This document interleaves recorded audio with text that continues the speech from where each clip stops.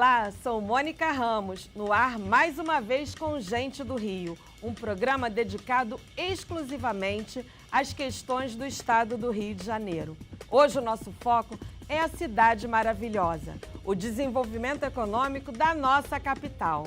Aqui, todo domingo pela manhã tem um programa novo, com reapresentação depois do Canal Livre. Mas você pode assistir quando tiver tempo, no nosso canal do YouTube, Band Rio. E hoje voltamos a ter Gente do Rio em dose dupla, com 2 entrevistados. E a economia carioca ainda pulsa. Depois do lockdown, de um para, não para, de um fecha e abre, e depois do risco de fechar tudo de novo, as coisas começam a voltar ao normal, ou pelo menos ao novo normal. As atividades econômicas voltam a crescer, os empregos reaparecem. O Gente do Rio mostra os 2 lados de uma mesma moeda. A visão do poder público, com Chicão Bulhões, o secretário de Desenvolvimento Econômico, Inovação e Simplificação da cidade do Rio de Janeiro, e a visão do setor produtivo, com Marcos Saciano, presidente da ADEME, Associação dos Dirigentes do Mercado Imobiliário. Muito obrigada pela sua participação, secretário Chicão Bulhões. Muito obrigada também pela sua presença, Marcos Saciano, presidente da ADEME RJ. Secretário, essas secretarias de desenvolvimento nunca são simples, né? No estado é desenvolvimento, energia e relações internacionais. A sua é desenvolvimento, inovação e simplificação. Por que vocês trabalham mais que os outros secretários? Por que essa complicação toda? Não, a gente trabalha muito, Mônica. Primeiro é um prazer estar aqui com vocês, com o Marcos, obrigada. Com você, batendo papo aqui sobre o nosso Rio. Assim, a gente acaba que desenvolvimento econômico é um tema muito transversal mesmo, né? Você pode falar de educação, você pode falar de saúde, tudo isso são aspectos que, obviamente, desenvolvem uma sociedade. Então, às vezes, a gente precisa comunicar um pouco melhor também para a população entender um pouco qual é o norte ali daquela pasta, né? Para onde a gente está indo. Então, no nosso caso, a nossa agenda é muito de inovação na cidade, né? Quer dizer, transformar o Rio na capital da inovação do país, inovação e tecnologia, e simplificação. Por que simplificação? Que eu acho que talvez seja uma inovação aí em nomes de secretarias Brasil afora. Porque, na verdade, quem gera dinheiro, quem gera renda, quem gera pagamento de impostos na cidade do Rio de Janeiro é o privado, né? São as pessoas físicas, as pessoas mesmo no dia a dia, e, obviamente, as empresas também, né, que geram emprego, geram renda. E a gente entende o seguinte, a gente muito ajuda quem pouco atrapalha, quem menos atrapalha, né, principalmente quando a gente fala de governo, que acaba botando muitas vezes muitas travas burocráticas para essa movimentação de riqueza. O que gera riqueza é movimento. É uma troca entre você, é uma compra de um produto, é uma venda de um serviço, são pessoas trocando coisas. E é isso que gera riqueza. Então a gente precisa destravar essas barreiras que as pessoas encontram no dia a dia. Quem é empreendedor sabe muito bem disso também, para que as pessoas possam gerar riqueza aqui na nossa cidade. Então, por isso que ficou com esse nome aí de simplificação. Mas o trabalho é complexo. É complexo, mas é bom. Marcos, a construção civil, tradicionalmente se diz, né, que ela é a mola propulsora da economia. Se a economia está recuperando, o primeiro indicador é que o mercado imobiliário, a construção civil, está indo bem. Pela situação atual do mercado imobiliário e da construção civil, a gente pode ter esperança?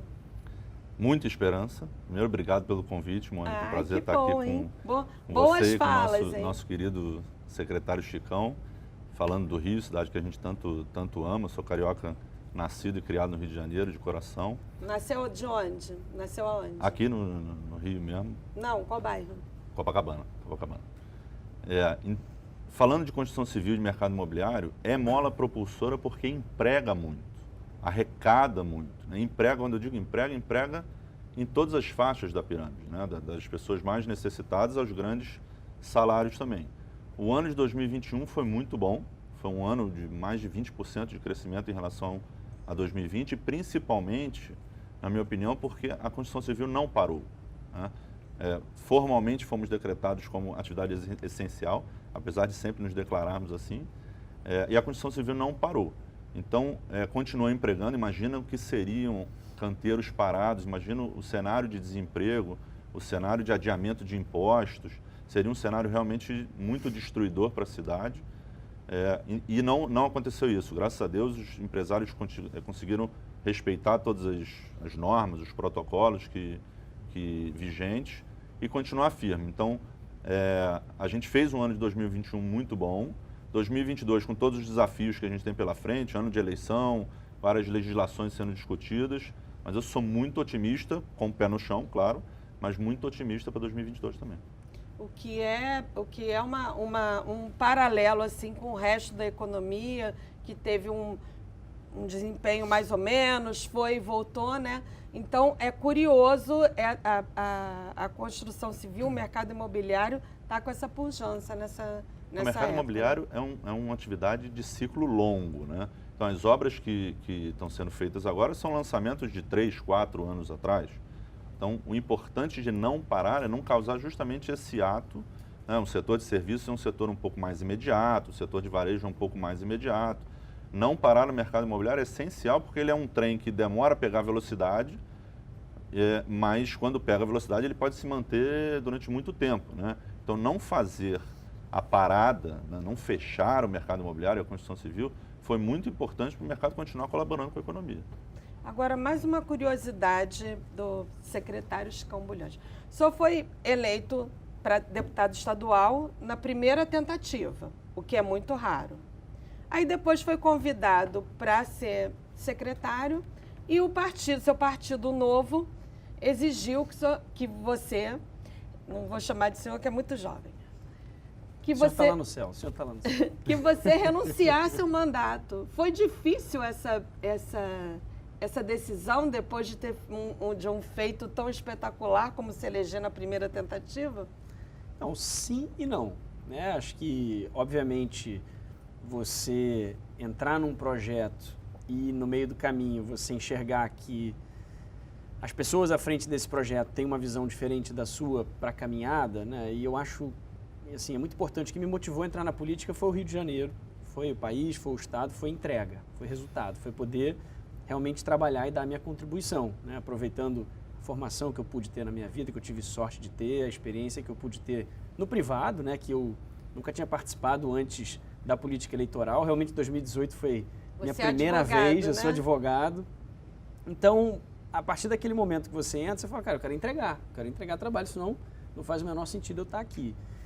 E eu senti principalmente que o projeto do Novo localmente, ele estava mais autocentrado, né? Eu acho que estava colocando à frente mais, na minha opinião, claro, estava colocando à frente coisas que eu não estava priorizando. Acho que a minha prioridade era entregar para o Rio de Janeiro. Então, porém, eu tenho muitos amigos lá, tem pessoas que eu admiro, tem pessoas que fazem um grande trabalho, mas eu acho que por essa divergência, quando o prefeito fez o convite para mim, e esse foi o lado fácil da decisão de poder entregar toda essa agenda que eu já vinha defendendo desde deputado para a cidade do Rio de Janeiro, que é a minha cidade, que é o que me motivou a estar aqui, segunda maior cidade do país, segunda maior economia do país e metade do PIB do estado do Rio de Janeiro, né? Metade de tudo que é criado de riqueza em atividade econômica do Rio de Janeiro. Então, por mais que eu fizesse esse movimento de estar na cidade, que foram também, a maioria dos meus eleitores estavam aqui na cidade, os meus eleitores do interior também podem se beneficiar do trabalho nesse aspecto. Então, eu achei que o pessoal ia entender. Isso é que eu ia perguntar agora. Como explicar para os seus quase 27 mil eleitores, é gente pra caramba. É mesmo.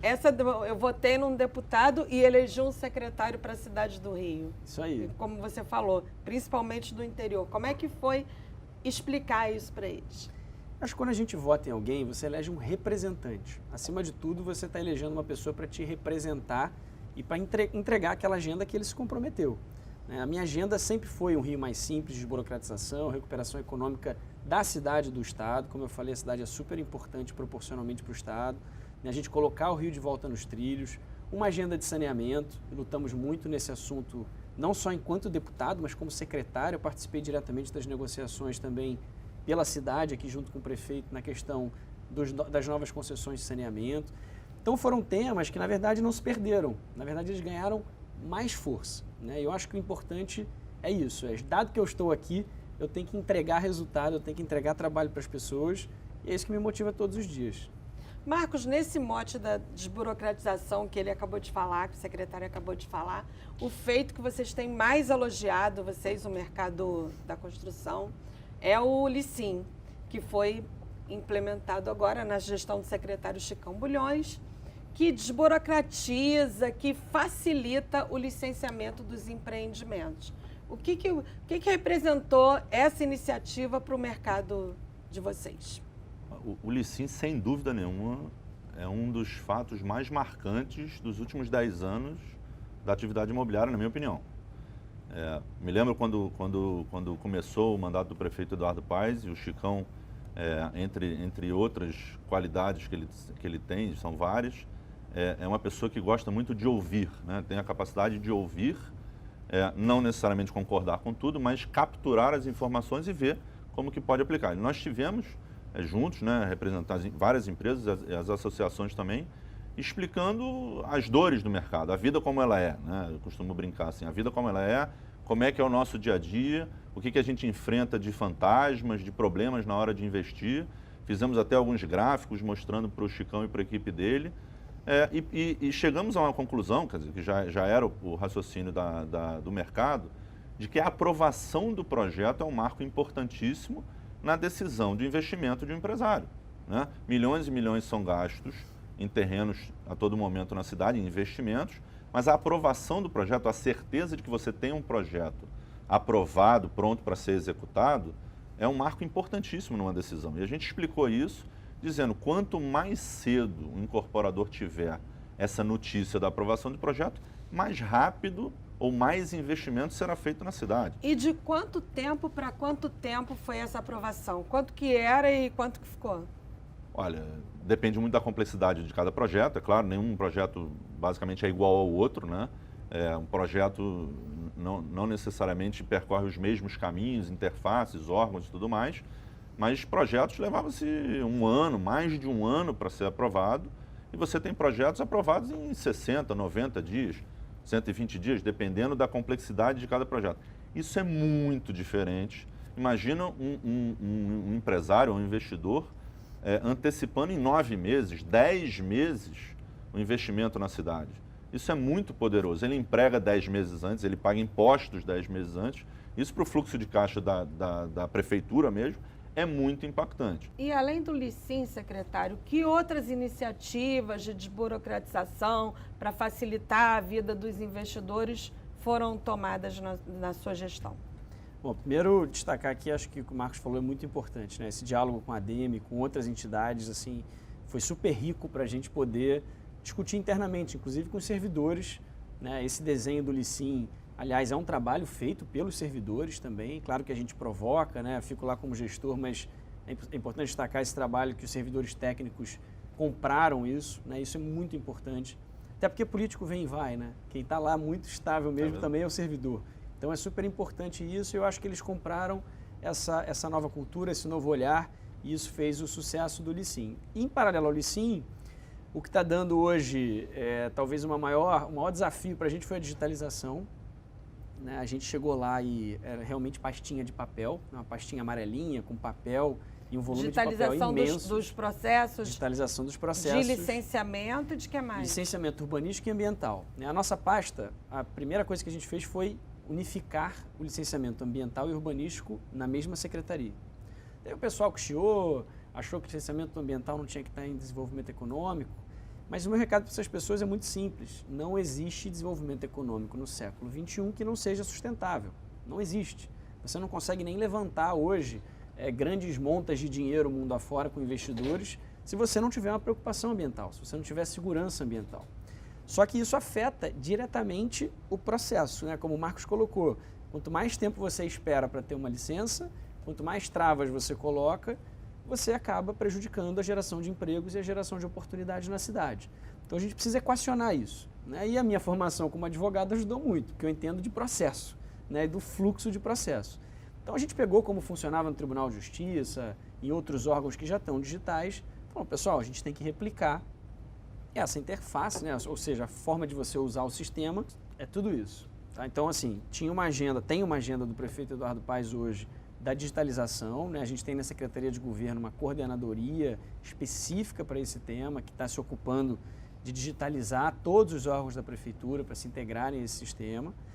E também teve uma inoperância do governo anterior que deixou vencer contratos de carro em específico, que são carros da administração pública que tem que levar o processo para lá e para cá. Obviamente, quando é papel, você precisa fazer um deslocamento físico. Mas isso daí, francamente, e né? aí, quando... Em 2021, 2022, você levar processo de carro é dose, né? Essa era a realidade. Então, assim, dose. Como precisa, tudo na administração pública, você vai fazer certinho o processo, você demora uns 9 meses para conseguir alguma coisa. A gente demora 9 meses para conseguir uma impressora, para você ter uma ideia. Então, assim, é burocrático até para o gestor público. E quem quer fazer tudo certinho tem que vencer essa burocracia. Mas a gente aproveitou, fez do limão uma limonada, que o pessoal tinha também deixado vencer, e a gente provocou os servidores. Não, gente, vai levar um tempo aqui para poder ter carro de novo. Então, a única maneira de você sanar isso é, vamos fazer uma pastinha digital que todo mundo possa só clicar ali e resolver. Então, quem usava videochamada até então? Quase ninguém. O celular já tinha videochamada, o computador já tinha, mas quem que fazia? Mas não usava, não. Ninguém fazia. Agora, no momento que todo mundo se acostumou a fazer, as pessoas começaram a fazer audiência online, por exemplo, com videochamada. Então, tudo isso mudou a dinâmica de como também o servidor se relaciona com a população, com o cidadão que está acionando o serviço. Então, todos esses fatores somados ajudam. E a nossa pressa também, né? A gente não podia deixar que a gente ficasse ali sentado esse tempo todo trabalhando e continuasse com essa pastinha inoperante de papel para lá e para cá. Porém, está sendo um desafio mesmo, assim, a gente precisa melhorar muito o sistema ainda, não está o ideal como a gente gostaria, estamos sofrendo um pouquinho, apanhando, mas é um caminho sem volta, né? No momento que você caminha, você vai só para frente. E vocês, as empresas da construção, do mercado imobiliário também tiveram que acelerar, tiveram que digitalizar mais rápido do que estavam planejando? Sem dúvida. Naquele momento em que, de uma hora para outra, todo mundo foi para casa, né? Obrigado a ficar em casa, as pessoas passaram a buscar alternativas para as suas tarefas. Então, imagina uma pessoa que estava buscando imóvel, naquele momento os estandes, por exemplo, fecharam. Os estandes de vendas fecharam. Elas passaram a ficar mais tempo procurando, já procuravam, obviamente, pela internet. Isso para imóvel novo, né? O usado, então... O usado passou a ter ferramentas de fotos, de vídeos, de passeios virtuais, através dessa combinação de fotos com vídeos. As pessoas foram forçadas ou aceleradas a buscar alternativas, que, na minha opinião, vão ficar para sempre, porque foram muito bem avaliadas e deram resultado. As empresas começaram a assinar, por exemplo, contratos de forma digital, que é, digamos assim, era um plano B, passou a ser o plano A. Hoje em dia todo mundo assina contrato pelas ferramentas de assinatura digital e ninguém mais acha isso estranho. A necessidade fez o uso, né? Como dizia minha avó, né? Exato. E como não era uma coisa de uma determinada empresa, era um efeito coletivo, ninguém ficou avaliando, essa empresa assina dessa forma, mas a outra faz. Todo mundo foi junto. Então isso acabou que deu uma rapidez nesse uso da ferramenta e uma avaliação de cliente e de vendedores, no caso incorporadores e construtores, de que aquilo ali era um caminho para não se parar. As obras fisicamente teriam que ser feitas e, como já falamos, os canteiros não pararam, mas dali era realmente uma questão física. Mas as vendas, você fazer uma reunião com o cliente, menos tempo de deslocamento, no fato, naquele momento nem poderia se deslocar, mas depois, quando já podia, continuaram acontecendo, uma pessoa sai para meia hora de deslocamento, uma reunião, meia hora de volta, ganhou uma hora naquele momento.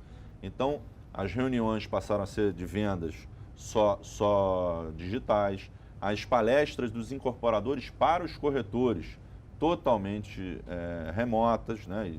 E com belíssimas ideias, até mais bacanas, às vezes até do que as físicas.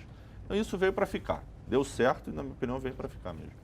Agora, secretário, você falou de insegurança no licenciamento ambiental em relação à sustentabilidade das obras ou dos empreendimentos em geral. Mas uma das principais críticas do setor, uma das principais reclamações do setor, principalmente da construção, é a insegurança jurídica.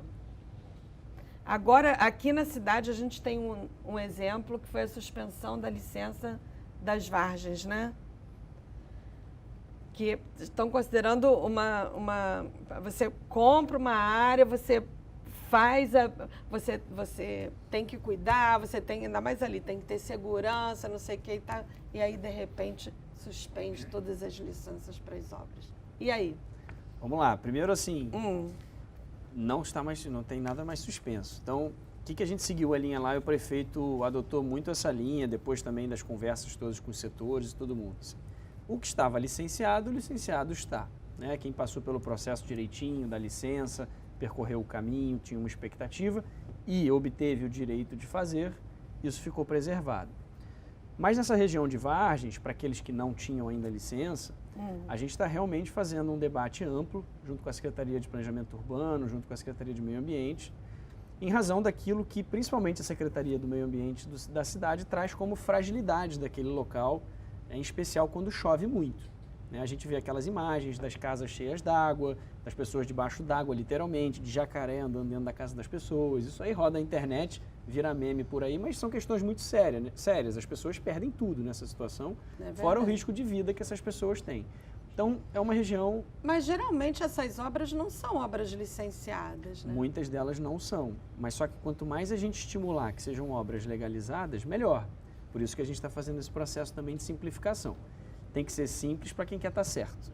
Então, quanto mais simples for para quem quer estar certo, menos as pessoas vão ter a desculpa de fazer essas construções irregulares. Agora, a gente sabe que a cidade tem um desafio imenso em relação a essas construções irregulares. E uma revisão que o prefeito acabou fazendo também no início do governo foi em relação até aos projetos se chamava Minha Casa Minha Vida, hoje se chama Casa Verde e Amarela, que lá atrás, em 2009, a prefeitura, até no governo, Eduardo Paes estimulou, né, o prefeito puxou muito essa agenda dessas construções no Rio de Janeiro inteiro. Então se criaram vários incentivos urbanísticos, vários incentivos fiscais. Só que o que aconteceu foi que esses empreendimentos se deslocaram, por uma razão de mercado, para lugares onde a terra é mais barata, onde faz mais sentido você fazer esses empreendimentos. E são muitos também nessas regiões. Só que são coisas grandes, são coisas que têm um impacto urbano muito grande. Tem muita gente, precisa de escola, precisa de hospital, precisa de transporte público, precisa de rua asfaltada. Então gera um estresse para a cidade também conseguir entregar na mesma velocidade que o privado consegue entregar, que é muito mais rápida, né? Então o privado entregava e a cidade tinha que correr a reboque nessa situação. E também acabava criando alguns incentivos, dado que não tinha tanta infraestrutura, mas passava a ter gente, dessas construções irregulares começarem também a florescer naquele redor. Então o prefeito fez um movimento, também conversando o máximo com a sociedade que a gente conseguiu, para tirar os incentivos dessas construções nessas regiões e concentrar os incentivos. Incentivo é o bônus, né? Ou seja, a gente está dando a mais como cidade, para que se construa nas regiões que têm infraestrutura hoje. Zona Norte, centro da cidade, Porto Maravilha, outras regiões infraestruturadas aqui, parte de Jacarepaguá, que a gente quer concentrar os incentivos da cidade onde a gente já tem infraestrutura, que tem oportunidades de imóveis, tem oportunidades de terra, muitos abandonados, que a gente entende que poderiam ser transformados em projetos interessantes. A gente vai voltar a falar em incentivos, outro tipo de incentivo, no próximo bloco. E no próximo bloco, você sabe o que é Porto Maravilha? Vamos saber o que é esse projeto da Secretaria de Desenvolvimento. E a segurança pública? Até que ponto ela é fundamental para o desenvolvimento da cidade? O Gente do Rio volta já.